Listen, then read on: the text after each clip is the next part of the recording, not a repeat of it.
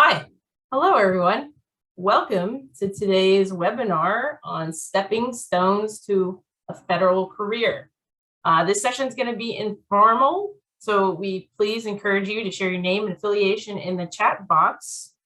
Before we do that, I guess I should introduce myself. Next slide, please. So my name is Jessica Johnston. I am an education programs coordinator with the Ecological Society of America.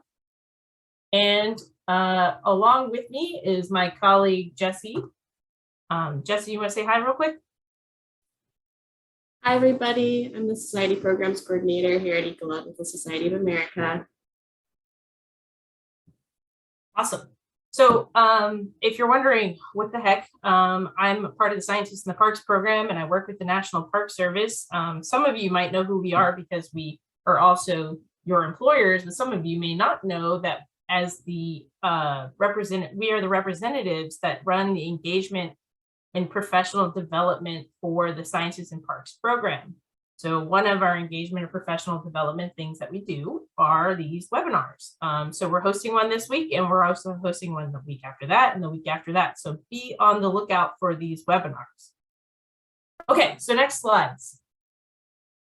So I just want to go over kind of the general guidelines of Zooming. I think we're all Zoom professionals at this point, but just in case, this is an informal question and answer session with our panelists.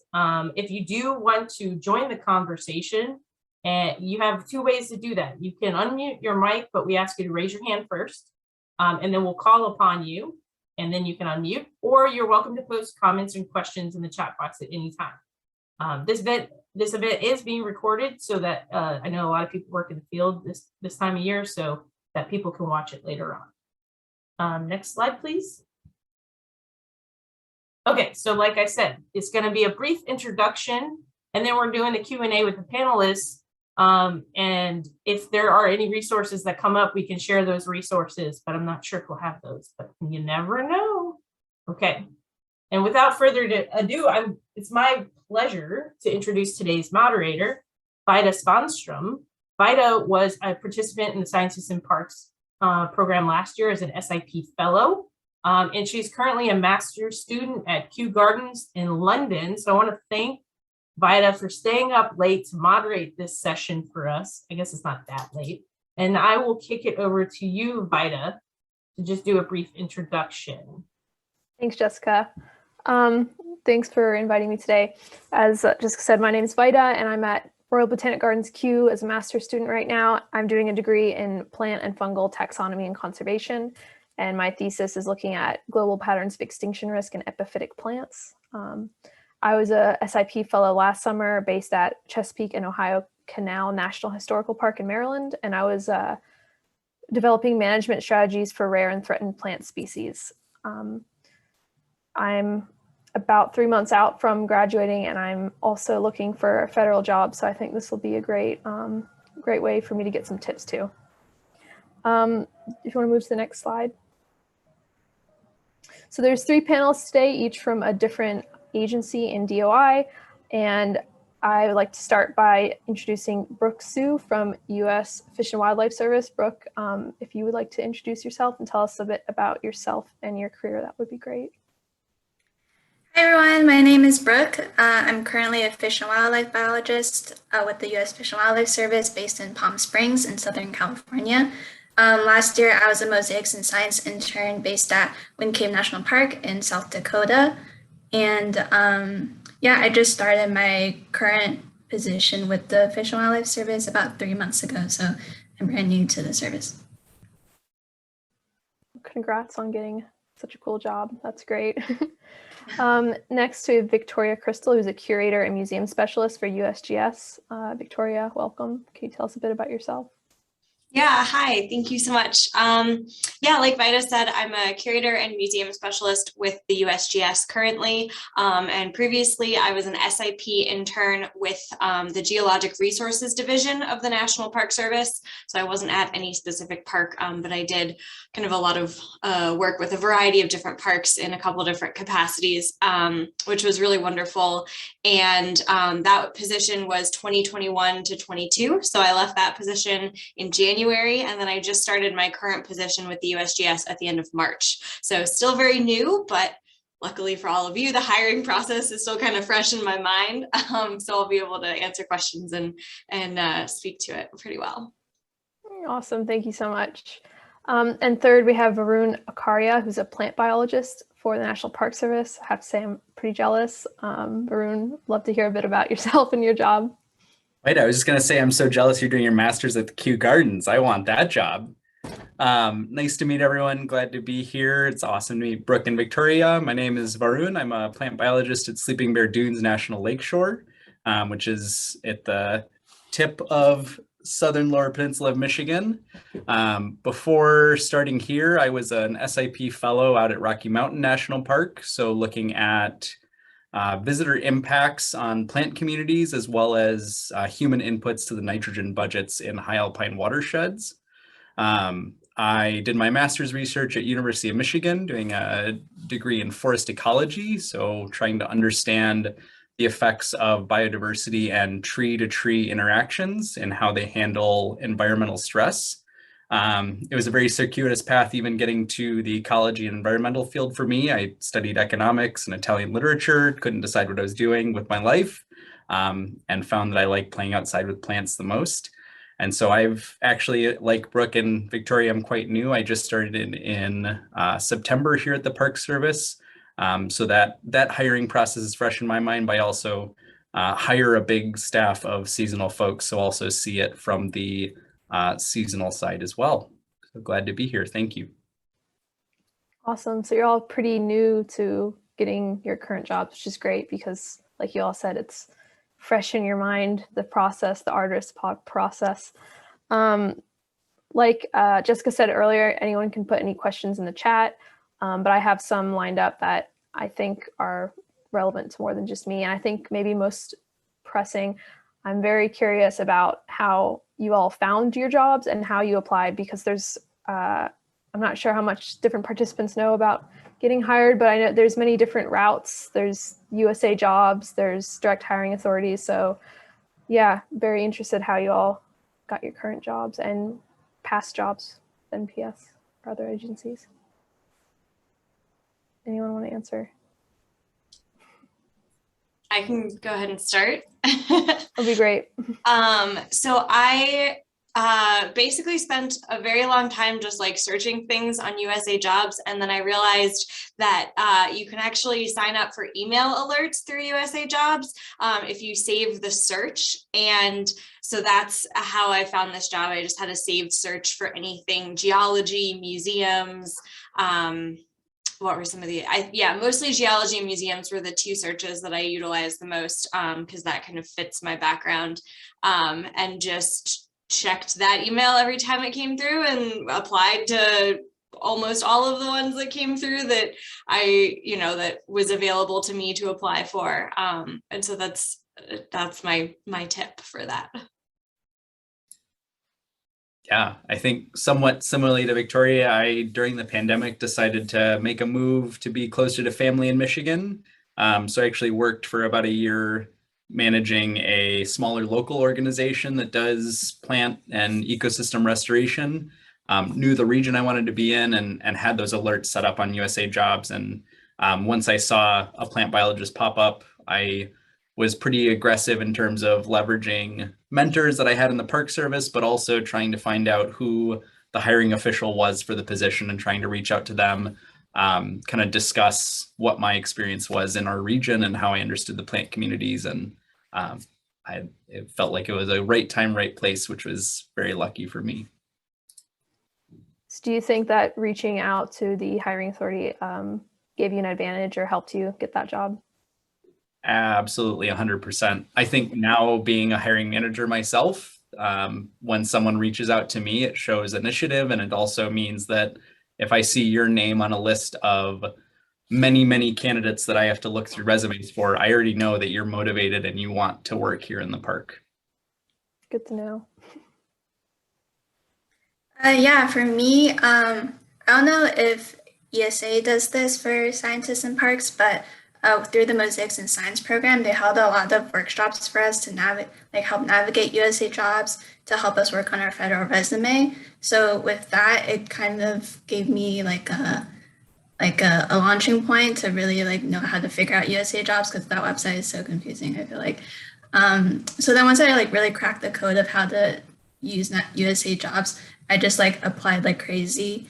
And my internship was last year. It ended in November, but then even starting September, I started applying, and I was just submitting resume after resume, and then I actually applied to around 70 jobs on USA jobs.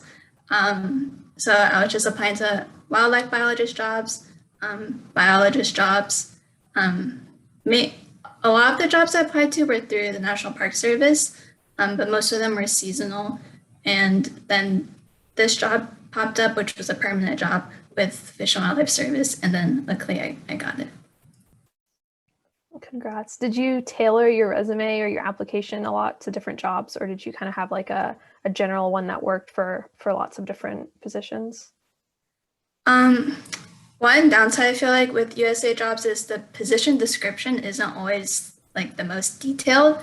So a lot of them don't even have a description. So I kind of just had my general resume. But if they had additional details, say they want to see people working with specific species, and if I happen to work with that species, I would make sure to put that at the top of my resume.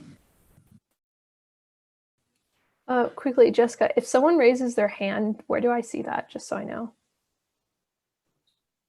You'll see it in the participants list. It'll be they'll just automatically move to the top of the list, or it'll also have a little hand up in the corner of their video.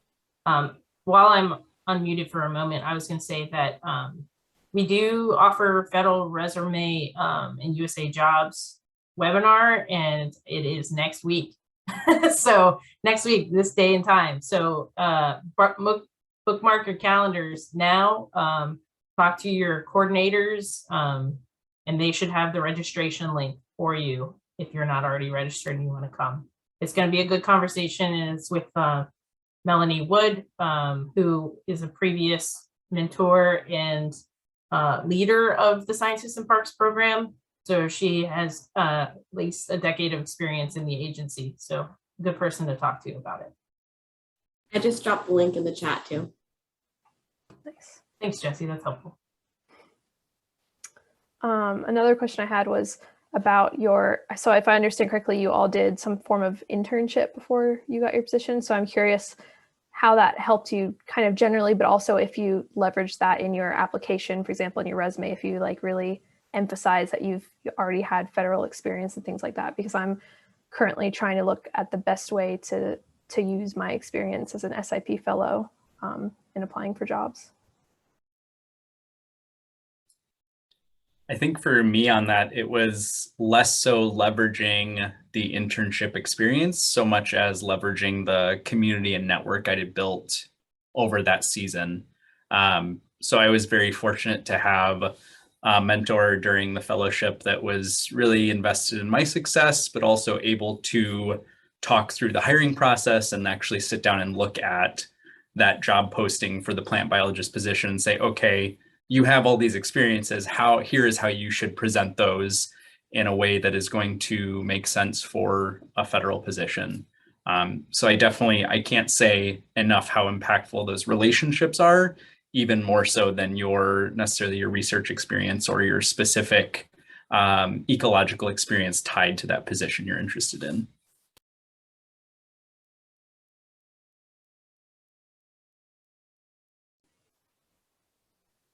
Yeah, I can add to that. I feel like my Park Service internship was super helpful in helping me land this current position. I feel like with a lot of hiring agencies, they like seeing that you have previous federal work experience.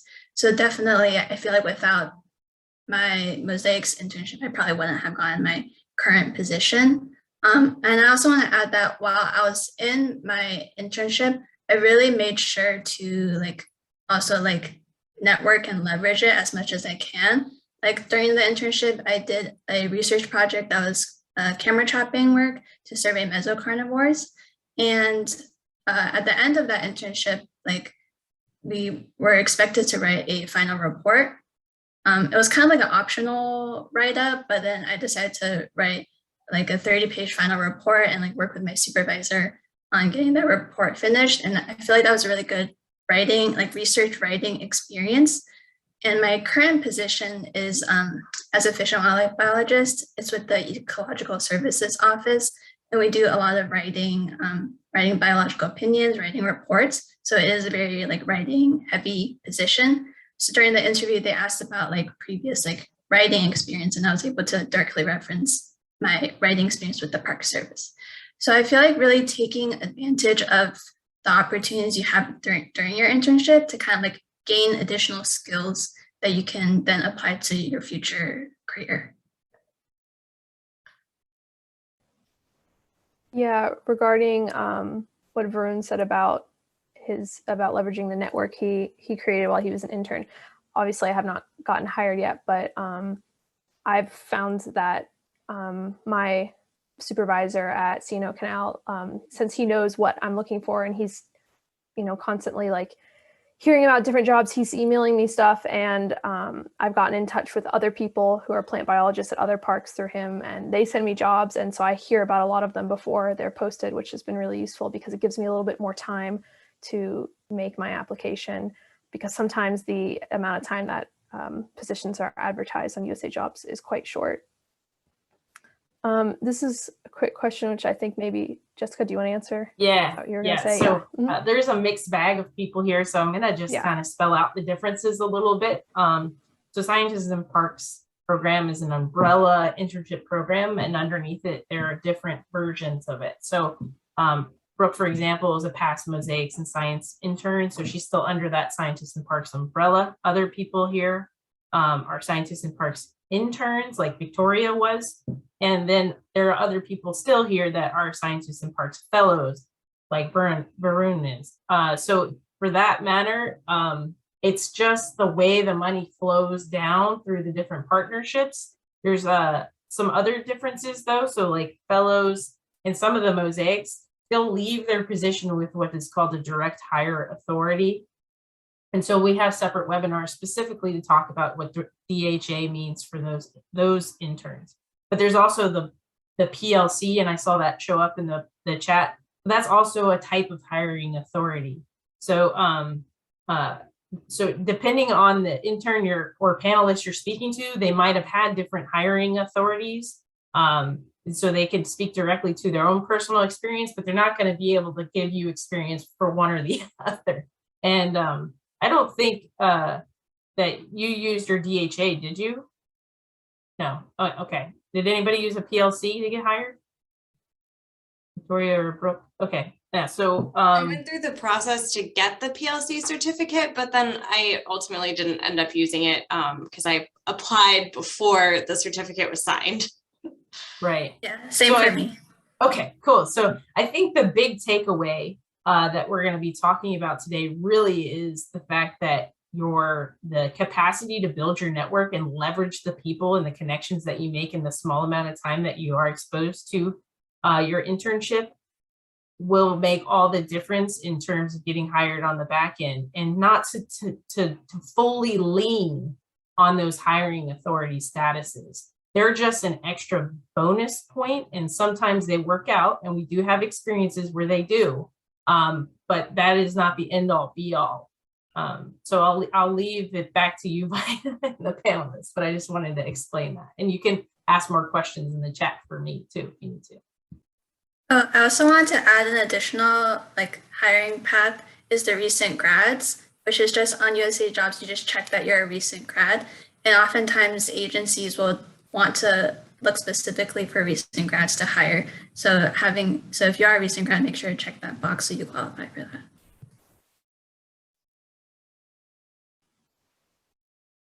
Yeah, there's a bunch of different on USA Jobs when you can filter out based on different hiring paths. I'm not sure if that's the right word, but I think it's worth having a look at all the different ones because obviously open to the public is the most general, but there's other ones like I recently discovered there's some jobs that are not open to the public that are open to applicants with disabilities, which I didn't realize until recently. So it's worth looking at that. There's a question in the chat from Erica. Erica, do you want to unmute yourself and ask your question, or would you like me to? Yeah, if everyone can hear me. Can you hear me clearly? I'm in a park office. Yes, we hear you. Okay. Varun, I just wanted to know if you could speak more to that transition from your college specialties, because I feel like I'm kind of coming from the same place that I know a lot of people probably are, where we've become grown-ups and then realized what we wanted to do. And so I was just wondering what path you took towards becoming, a biologist in the National Park Service from that background. Yeah, absolutely. That's a great question, Erica. Thank you. I think the work I was doing in academia before grad school, so I was working as a research lab manager and then transitioned to doing my thesis research. And during that time, I had the opportunity to go do work on Isle Royale National Park. And I think that was the first opportunity I had to see what working in the Park Service was like and getting to be immersed in the ecosystems you're monitoring and the ecosystems you're stewarding. I also had a cool experience during graduate school where I actually lived in the Arboretum on campus and was a caretaker there. So I think part of that was really cool to tie these worlds of the research you're doing, thinking about the plant communities and their interactions, along with that active daily management and seeing those ecosystems changing over the year.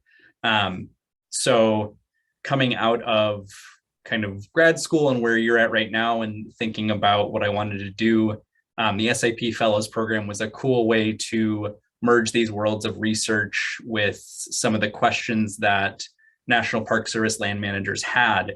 And then after that experience, taking on a role where I was doing a little less of the ecosystem science and research side and more of the kind of program management, being able to run organization, learning how to do grant writing, learning how to manage field staff.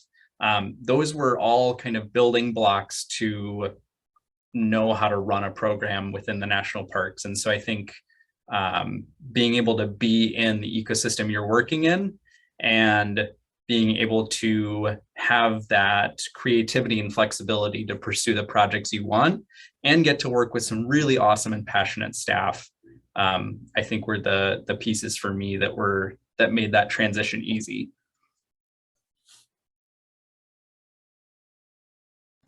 Yeah, it's useful because I think a lot of us are coming from primarily academic backgrounds. So it's not necessarily land management. Like I'm coming from a very research heavy background, but it's good to see that plenty of people can make that transition smoothly. Megan asked kind of a quick question in the chat, which was how long was your hiring process from application to starting the position? I know it varies greatly.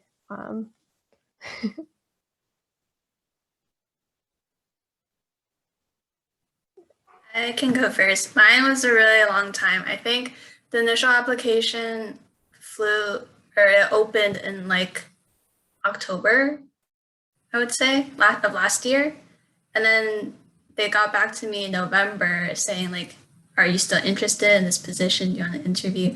And I said, yes. And then we did the interview in January of this year. And then I got offered the position late January and I started mid-March. So it's like, it's a really long, for government hiring, it's always really long. Yeah, I've already started applying now in June. I graduate in September. It seems to be normal. Yeah, my timeline was very similar to what Brooke said. I think the application closed like October 1st. I didn't hear anything until I think end of December, beginning of January, interviewed at the end of January, and then started at the end of March. So I think a handful of months is not uncommon for federal hiring.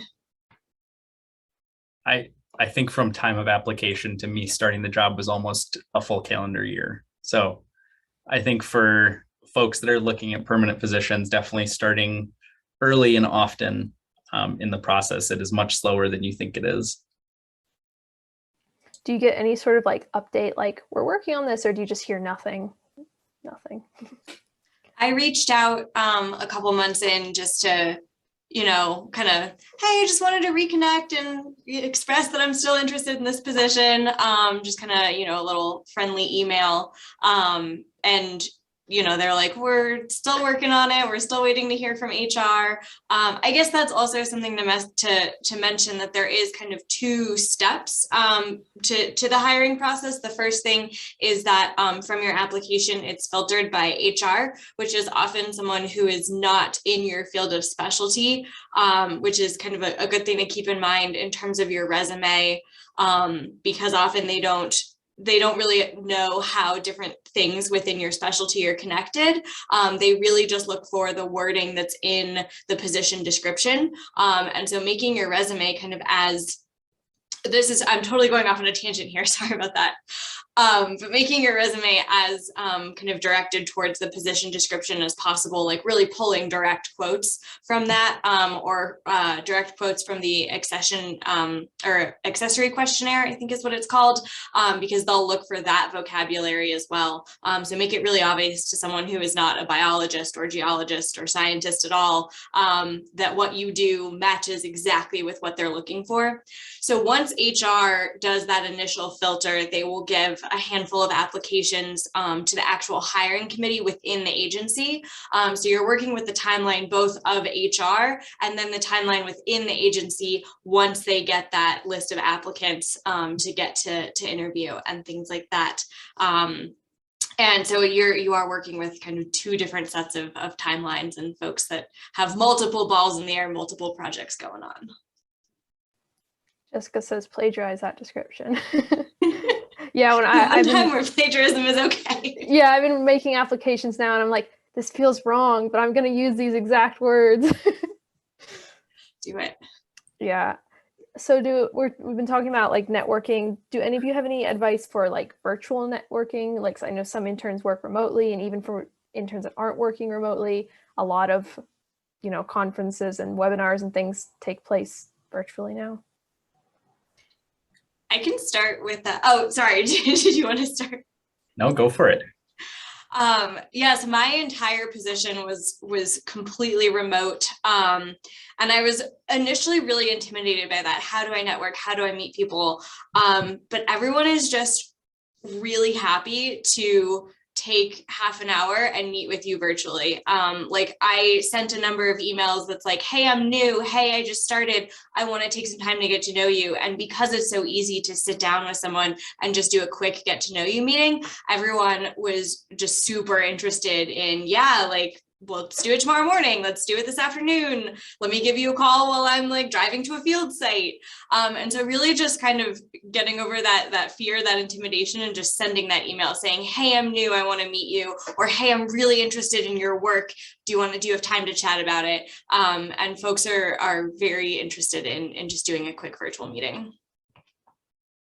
Yeah, I think you hit the ball on the head. I was going to say the exact same thing of like finding the people that are doing what you're interested in or maybe adjacent to that and just reaching out. Everyone gets really excited when they can tell you're passionate about what you're doing and you want to learn more about what they're doing.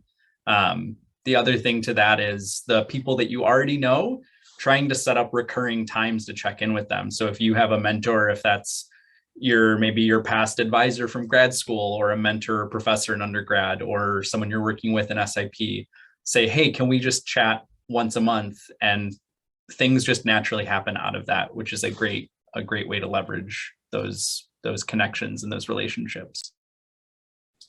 And to piggyback off of that too, in those meetings, tell them what you're interested in, tell them what you're applying for, because you never know, they might be like, oh yeah, hey, my, roommate from college, this happened to me, my roommate from college is, on the hiring committee.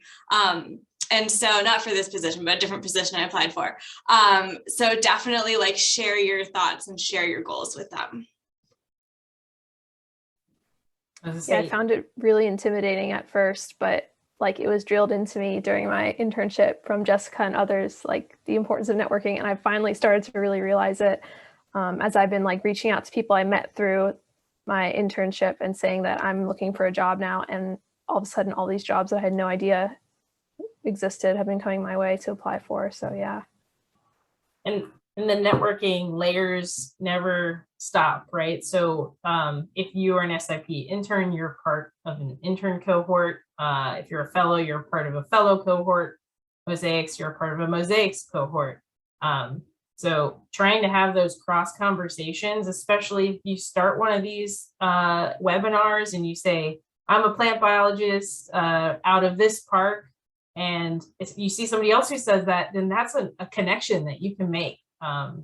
And just because you don't get a permanent position with one of these agencies today doesn't mean that one of these people won't become a hiring manager, aka Varun, you know. So he wasn't a hiring manager, and now he's got a cohort of 9 other past fellows that, you know, he could tap if he thought that he wanted to hire them. He knows they're all direct hire authority status. He knows that they all are interested in federal agencies, and he can really easily find out their skill set either through me or just by reaching out to them directly if he wanted to. So just because your network might be small within the park, it may not necessarily be small within your cohort. There's something else to think about. Yeah, that's a good point. There's a question in the chat from Colin. Colin, would you like to unmute and share? If not, you can just put in the chat and I can say it. Yeah, sure. Thanks, Vida. So I just wanted to ask, how flexible was the start date after you applied and were offered the position? Just 'cause I'm trying to figure out the window of when I should be applying for positions, and because my graduation date isn't exactly set in stone, it's a bit stressful.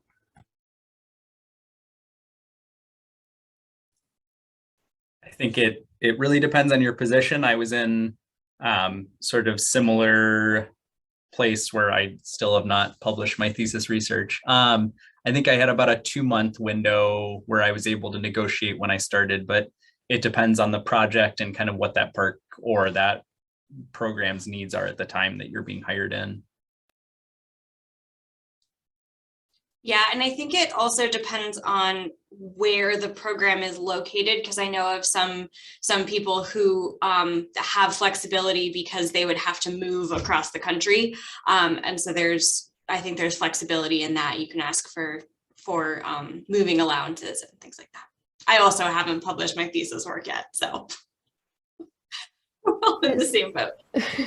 Is this something that it would be worth asking a hiring manager about? Because I know a lot of positions, they don't specify whether the starting date is something like, because I feel like for maybe seasonal work, it's a little bit more set in stone, but it doesn't always say on the application. Even seasonal work is never set in stone. Okay, I would say make sure that you are an awesome candidate and they really want to hire you before you have that. That makes sense, yeah. I mean, they've received so many applications, I guess at the first stage is not really the time to do that. Yeah, for my position, it wasn't seasonal, so it was like they were pretty flexible, but I didn't negotiate my start date just because I was in between jobs. So I was like, fine to start working whenever. But they gave me like a month in advance, or no, a month and a half in between when they offered me the position and when I started. And I think that was just because they had to like figure out a lot of things on the HR side with like onboarding and stuff.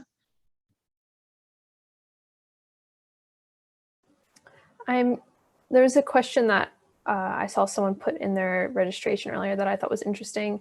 Do any of you have anything to say about what you think might be major differences between the different agencies that you could consider when you're thinking about your career path? I know like USGS, I've heard, is more research focused than some of the others. Yeah, I can answer that.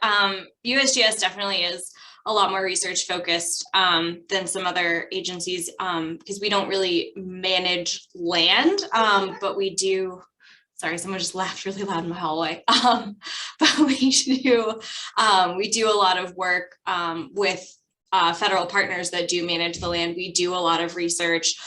In my case, I don't do research, but I manage collections of rocks here at the Denver Federal Center. So I assist researchers.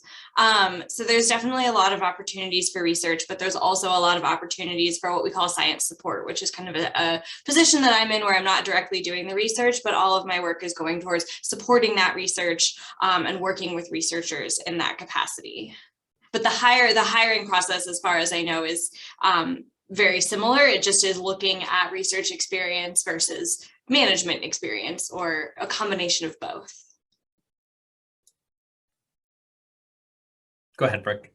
Oh, I can talk about the Fish and Wildlife Service. I'm in the Ecological Services division, I guess is what it's called, which I didn't know existed prior to starting here. So basically, it's really different from National Park Service, because National Park Service is like on the ground field work, and Fish and Wildlife Service has that component through the refuges system, like through National Wildlife Refuges. That's like more similar to National Park Service.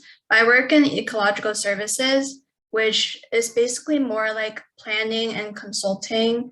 And we also do listing and recovery of endangered species. So we mainly work under the Endangered Species Act. And basically my job is like, there's a lot of consulting work. So when there's like, we work with a lot of renewable energy projects, like a solar field or wind energy. If they want to develop a project in a piece of habitat that has endangered species. So I work in the Mojave Desert Division. So main species we focus on is the desert tortoise. And so if a solar project was to develop in a desert tortoise habitat, they had to consult with us and to make sure it's not going to harm that species. And then we will often ask them to do different minimization measures to address their impacts. For example, we require them to buy up land and to mitigate that land to make it a suitable desert tortoise habitat, different things like that. So a lot of it is office work, having meetings with different organizations. Another aspect of my work is proactive conservation work. So I work with different partners to fund a research project to protect endangered species. So I specifically work with the Amargosa niterwort, which is a plant in the Mojave Desert. And I'm working with a researcher to try to get funding to learn more about this plant because it's pretty understudied, and to try to get funding to fund different recovery projects for that plant. So yeah, so like Fish and Wildlife Service, it's very different from like, I'm sure a lot of your positions in the Park Service, but I really enjoy it. It is mostly, my job is mostly office work, but there's a good balance with field work. Like I have like field trips, maybe like once or twice a month to go visit a site, to go like see the endangered species in the wild, to go help with surveying that species. So I think it's a really good mix of office work and field work. Yeah, those were nice descriptions of both USGS and Fish and Wildlife. I think it's cool to see those differences in the agencies. And I think the Park Service is kind of at the much more local scale. We're doing a lot more of the applied management, but we often are coordinating with experts in different fields. So someone from Victoria's agency at USGS or someone from Brooke's agency at the Fish and Wildlife Service. For my region here in the Midwest, I have collaborators at both that are constantly talking about what are the long-term research projects that we're doing within the park, and how are we collecting data that adds to that body of research. And also when we're doing projects that have impacts on some of those threatened and endangered species, how are those ecologists and biologists at the Fish and Wildlife Service helping to achieve the results we're hoping for at the parks? So we're much more focused on the very local scale of working on the land that we actually own within the park, and then also making sure we're providing for that visitor experience. And I think it's unique to the Forest Service as well, as they're managing, doing more adaptive management at a large scale. So thinking about forestry methods that's actually doing cutting, less wilderness area in some cases, and lots of unique opportunities to grow and become a more diverse scientist in terms of the projects you're taking on. for all the agencies. Someone asked specifically if there's any difference between agencies as far as how they prefer resumes to be structured or how much detail should be included. I guess more generally about like if there's any differences between agencies and how and when you're applying things you should think about. I would guess that it probably like the description of the job, I mean, is probably most important, but I'm not sure about agency specific stuff. As far as I know, because they all go through USA Jobs and they're all federal hiring, I don't think so. I think really it's just kind of the content of your resume that is, tailored for each specific position. So I've applied for a lot. I applied for several positions within USGS, a lot within Park Service. And I didn't do anything different except for the specific job. So that's my experience with it. Yeah, I would say the only point there is kind of depending on the job you're applying for. Beyond what you put into USA Jobs, also including your CV might be helpful if it's a more research heavy position. But that would be in addition to kind of your federal resume. Yeah, for me, I pretty much use the same resume across applying for all agencies. I applied for Park Service, Fish and Wildlife Service, and Forest Service, and I pretty much used the same resume. And there's another related question about differences from Samantha. Are lateral positions more common in one agency over another, or the opportunity to move up grades than in your experience? Could you clarify what you mean by lateral position? I'm assuming it means moving to a different position at the same GS level, like not moving up, just moving laterally, I'm guessing.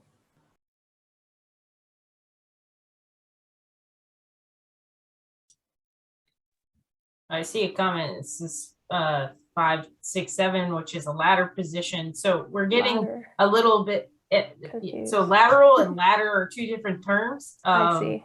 And lateral meaning, yes, you would basically be the same GS level and you would move to a different agency, where ladder is you start at one and you work your way up.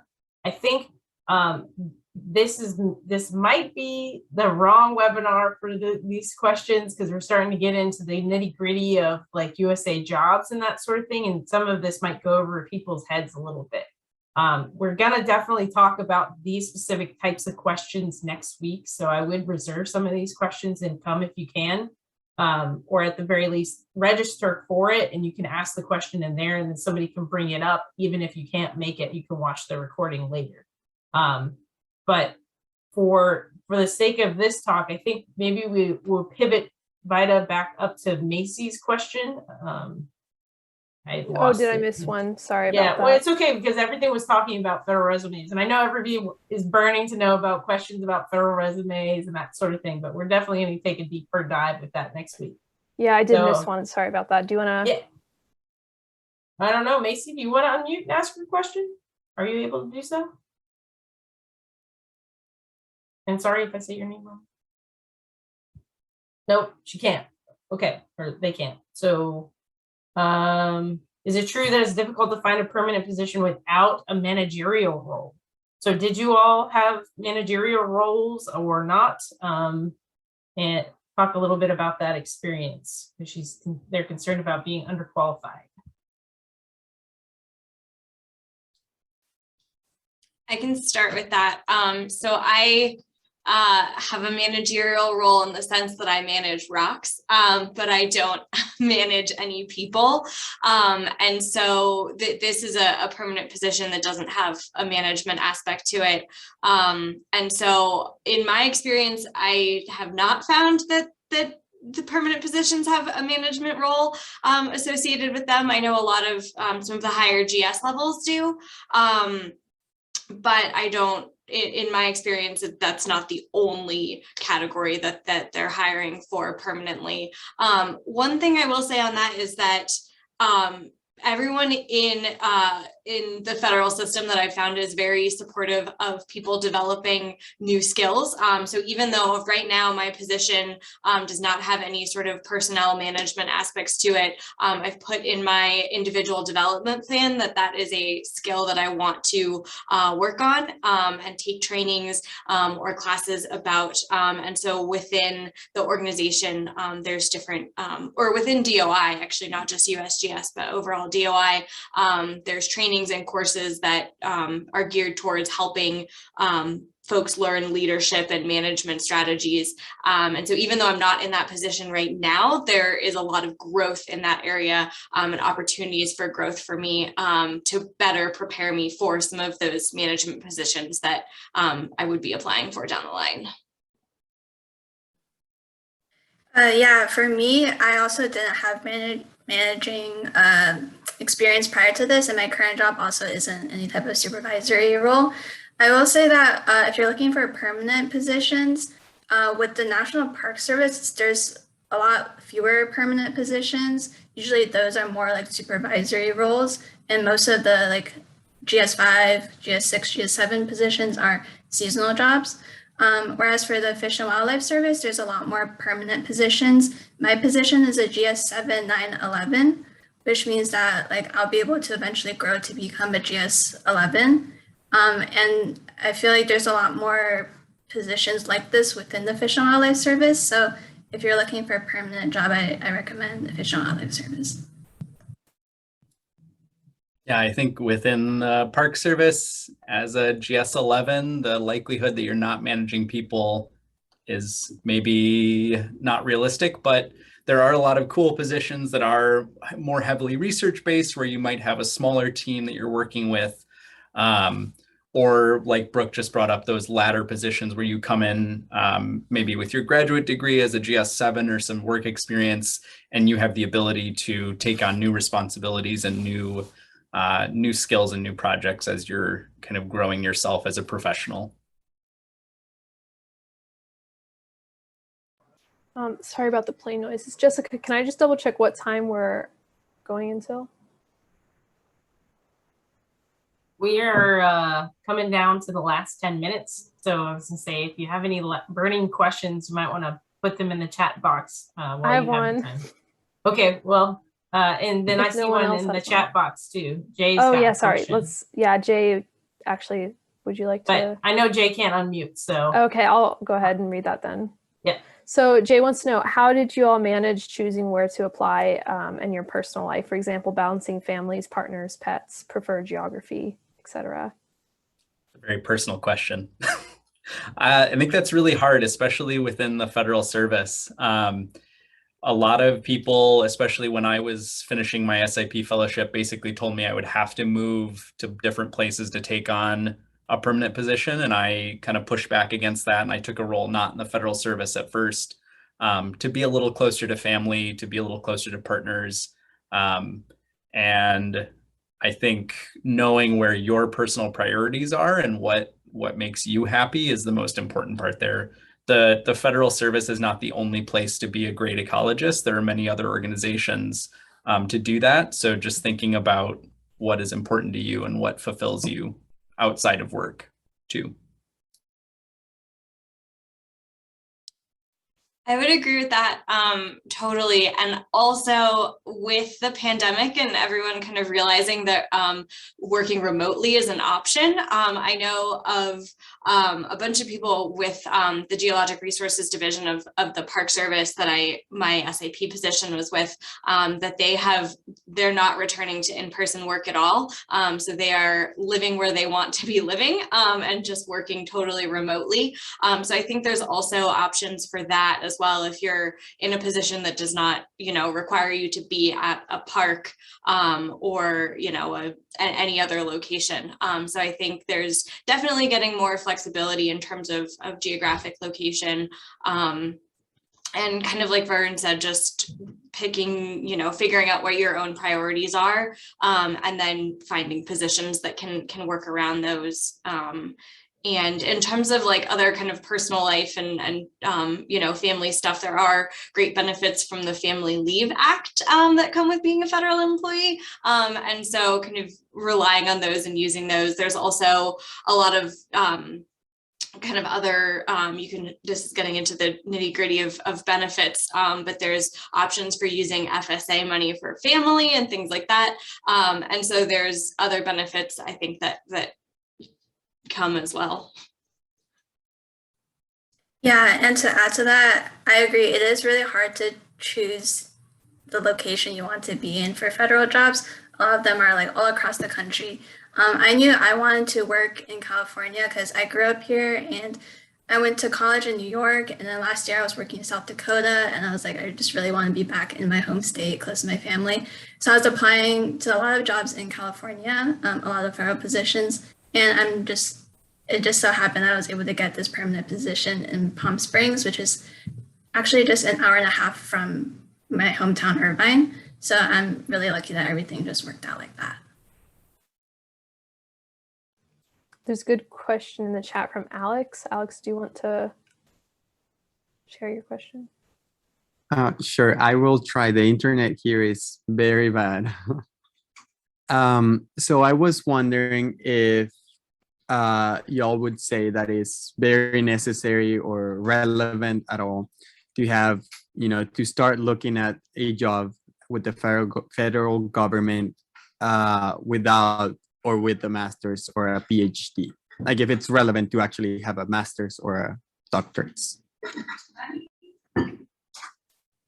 I can go first for this because I'm like really, I guess, like passionate about this issue, because I thought that you had to get either a master's or PhD to get a permanent position. But it turned out I got my position with just a bachelor's degree. I just graduated last year from Cornell. I majored in environmental science.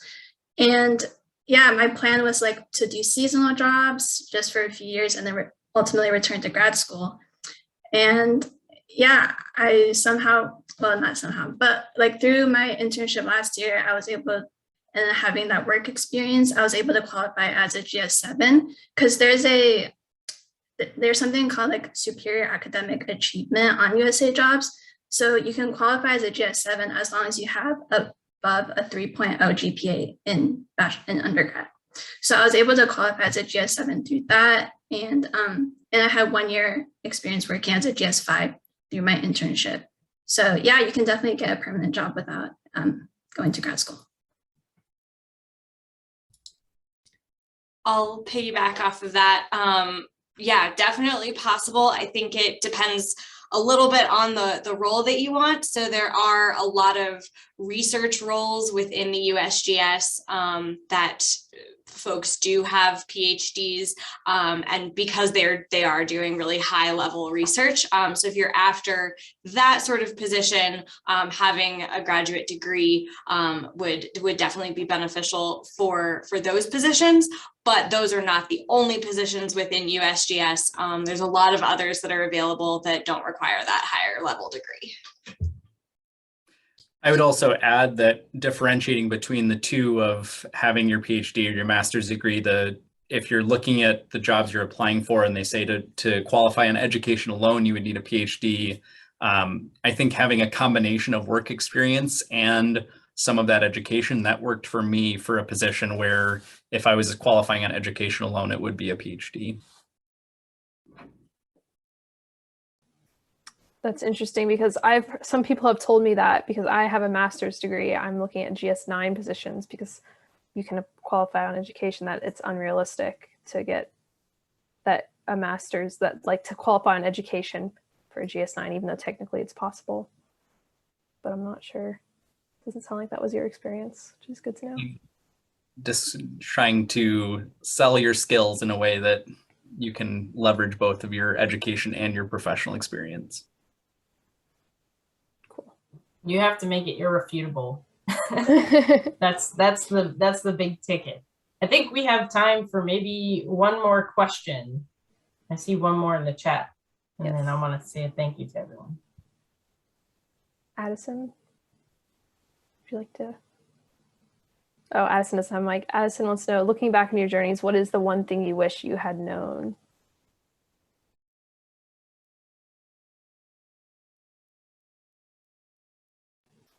Kind of a It seems hard like one they all to did it throw all. out They there. did it all right. Yeah, it does. Especially since they all had internships just like a year or two ago. But Yeah, I think very just impressive. the importance of knowing what makes you happy and trying to figure out what you want, not necessarily just riding the wave of what you think is going to be a cool job or what you think is going to be a cool place to live. Making those real and meaningful connections, both with people at work and your friends outside, and seeing where that takes you. I think for this one, I sort of have two answers.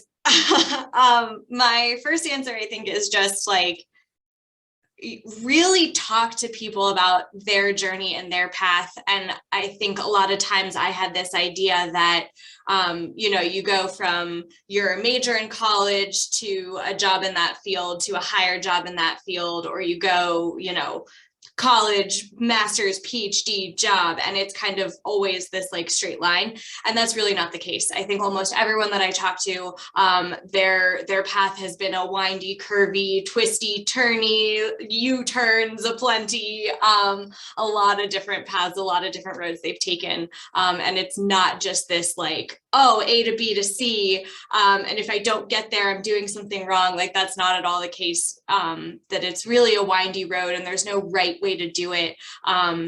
Just do what makes you happy, do what, you feel is best. So I think that's definitely the big one. But then the other thing is, I didn't realize that a federal resume can be more than a page or 2 pages. I was submitting my corporate resume on USA Jobs for a really long time. And I was like, oh, I can't be detailed because it has to be short. That's not the case.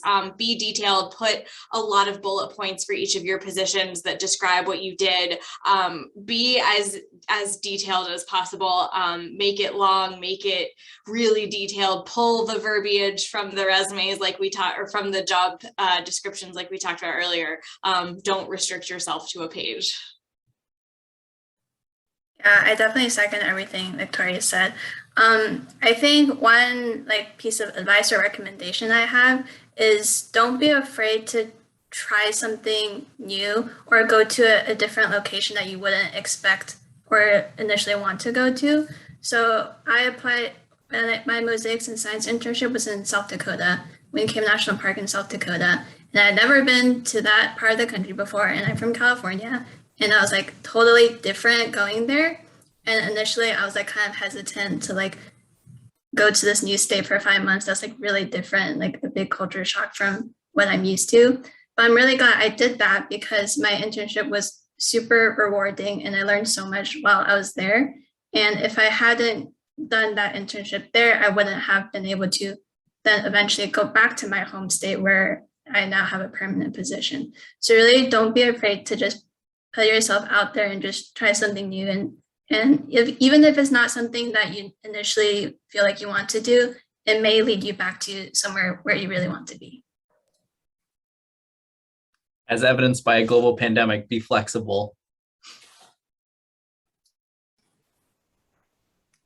Thank you so much, all of you. I think Jessica, turn it over to you.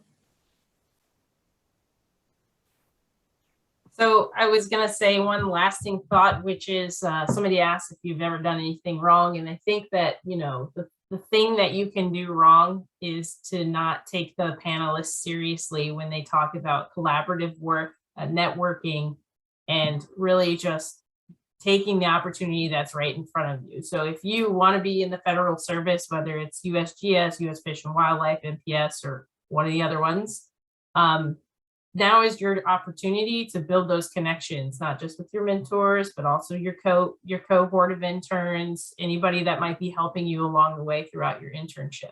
Get their names, get their numbers, get their emails. I saw in the chat box that some people were asking to connect with the panelists. So if you're open for sharing your email addresses, please do so by adding your email to the chat box. I'll leave it up to you all to decide. Next week, same day, same time, we are having the Federal Resume USA Jobs Workshop. So hopefully you will join. Jessie, if you don't mind dropping that registration link one more time. Thank you. She read my mind. And I want to say a really big thank you to my panelists, Varun, Brooke, Victoria. You were fantastic. I wish you the best in your very green careers. And hopefully we can bring you back years down the road to talk about what it's like to be in the federal service after a decade. And a special thanks to Vida for being our moderator. I asked Vida to moderate last week, so she said yes. Panelists, moderator, if you don't mind hanging back for just a brief moment. But for all you participants, we hope to see you next week. Stay safe. I just had the intern tell me she's about to go on the Yellowstone River, which makes me nervous. So, but yes, stay safe, take care, and bye-bye for now.